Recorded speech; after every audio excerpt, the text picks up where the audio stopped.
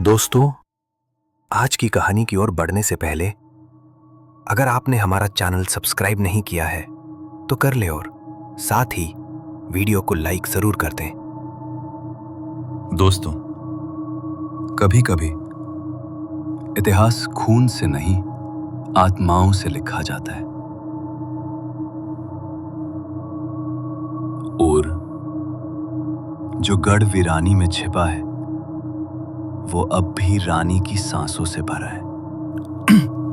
दोस्तों, मेरा है नाम अनिरुद्ध और मैं एक स्वतंत्र इतिहासकार हूं। अब मुझे एक दिन जयपुर विश्वविद्यालय से एक पत्र आया जिसमें लिखा था कि राजस्थान के एक दूरस्थ इलाके में स्थित एक खंडहर नुमा महल भानगढ़ गढ़ी पर शोध का प्रस्ताव है।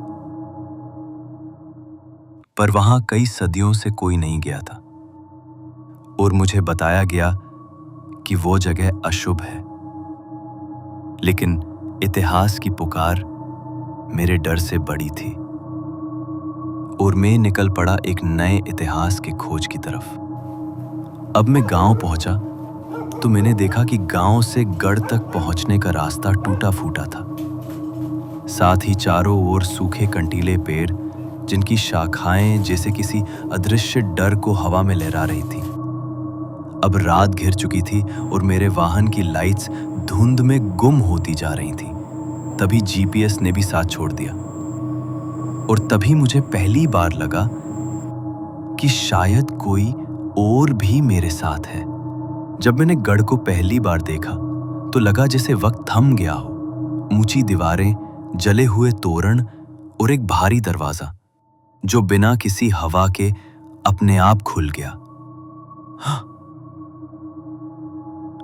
अब जैसे ही मैंने कदम बढ़ाया और पीछे से दरवाजा अपने आप बंद हो गया। मैंने अंदर देखा कि दीवारों पर उकेरी रानियों की मूर्तियां थीं, मगर एक मूर्ति बाकी सबसे अलग थी। उसकी आंखें मुझे देख रही थीं।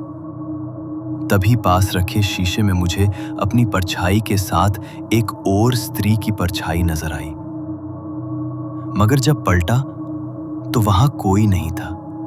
तभी मैंने तहखाने की ओर जाने वाली सीढ़ियां देखी और नीचे उतरते ही एक ठंडी लहर मेरे शरीर से टकराई। तभी मैंने देखा कि दीवारों पर खून के धब्बे थे और किसी ने दीवार पर लिखा था, वो लौट आई है। अब रात के तीसरे पहर जब सब शांत था तब गढ़ के भीतर एक स्त्री की कराहने की गूंज सुनाई दी। दर्द से तड़प रही थी, जैसे जिंदा जलाए जाने की पीड़ा दोहरा रही हो। गढ़ के ऊपर वाले कक्ष से नीली रोशनी निकल रही थी। वहां एक पुराना शीशा पड़ा था जिसमें मेरा प्रतिबिंब नहीं बल्कि एक रानी का चेहरा दिखाई दिया और उसकी आंखों से खून बह रहा था। मैंने पुरानी पांडुलिपियां खंगाली तो पता चला कि रानी विश्ववर्णा को उसके पति ने काले जादू के डर से जिंदा जला दिया था। लेकिन मरने से पहले उसने श्राप दिया कि ये गढ़ अब कभी चैन नहीं देखेगा। अब जब मैंने उस कक्ष में कदम रखा जहां रानी को मारा गया था, तभी मेरी चप्पलों के नीचे की जमीन जलने लगी और फर्श से धुआं उठने लगा था। अब मेरे पांव में छाले पड़ने लगे, मगर मैंने वहां से हटने की हिम्मत नहीं की। अब गढ़ के एक कक्ष में पहुंचते ही मुझे ऐसा प्रतीत हुआ जैसे मैं किसी अदृश्य सभा में घुस आया हूं। हवाओं में शंखनाद की आवाज और स्त्रियों के हंसने की आवाज और युद्ध घोष की आवाज, मगर सब बिना शरीरों के।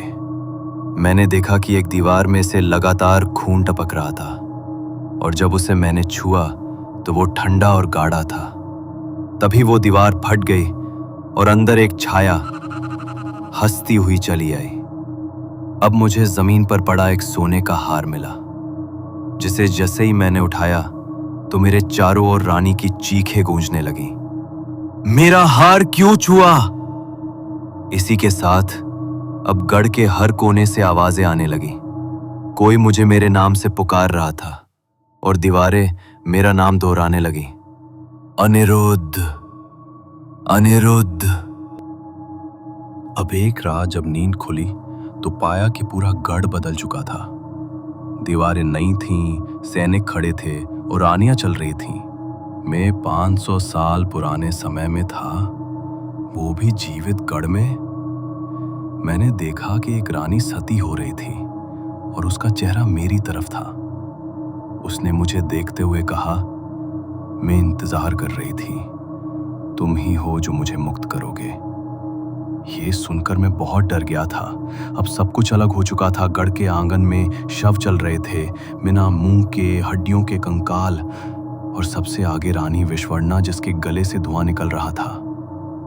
अब जैसे ही मैंने एक कक्ष का दरवाजा खोला तो उसके अंदर आग लगी थी, लेकिन वो आग ठंडी थी और उस आग में कुछ चेहरों ने मुझे देख लिया। और अब मेरे सपनों में वो रानी आने लगी और हर रात कहती, मेरे पास आओ, मेरी कहानी सुनो और मुझे न्याय दो। अब ये सुनकर मैंने रानी की आत्मा से संपर्क साधा और वो चाहती थी कि मैं उसकी असली कहानी सबके सामने लाऊं, नहीं तो वो गढ़ को कभी मुक्त नहीं करेगी। गढ़ की सबसे भीतरी दीवार पर मुझे एक पत्र मिला जो कि राजा द्वारा लिखा गया था, जिसमें उसने स्वीकारा कि रानी निर्दोष थी और उसे अपने भय के कारण जिंदा जलाया। और अब जैसे ही मैंने वो पत्र रानी की समाधि पर रखा, तभी सारे भूत प्रेत एक एक करके राख में बदलने लगे और गढ़ की दीवारें हिलने लगीं। अब एक अंतिम बार वो रानी प्रकट हुई। उसकी आंखों में अब क्रोध नहीं था, बस आंसू थे। वो बोली, अब मैं जा सकती हूं। तभी गढ़ की छत से एक तेज प्रकाश उठा और फिर सन्नाटा। अब रानी की आत्मा मुक्त हो चुकी थी। पहली बार गढ़ में सुबह की रोशनी आई।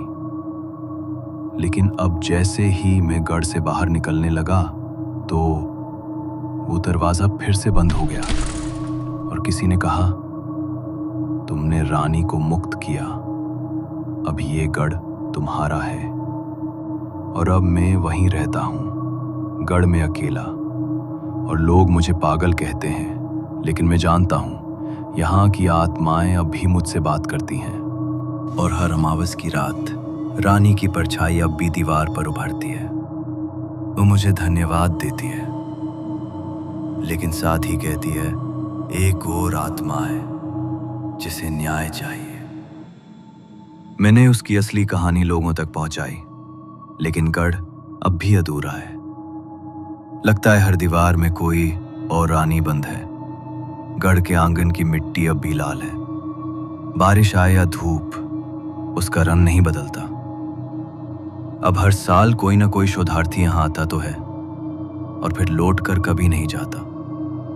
गढ़ चुनता है कि किसे वो अपनी कहानी बताएगा, और मैं अब इतिहासकार नहीं रहा, मैं गढ़ का हिस्सा बन चुका हूं। जब आप इस कहानी को सुने तो एक बार पीछे मुड़कर जरूर देखिए, कोई आपको देख रहा होगा। तो दोस्तों, आज की कहानी में बस इतना ही। कहानी आपको पसंद आई हो तो वीडियो को लाइक शेयर जरूर कर दें, और मैं आपका दोस्त जल्द ही मिलूंगा एक ऐसी ही डरावनी कहानी के साथ। तब तक के लिए बाय एंड टेक केयर।